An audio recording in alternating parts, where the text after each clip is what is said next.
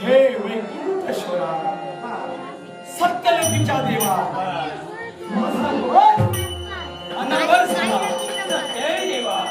या पृथ्वीत काही भगवान हा देव सोडून लागला सप्त सागर उसळू लागले सप्त बेट दूर जाऊ लागले सारे देव देवता दाटी करू माझ्या अवती भोवती तुम्ही उभे राहिला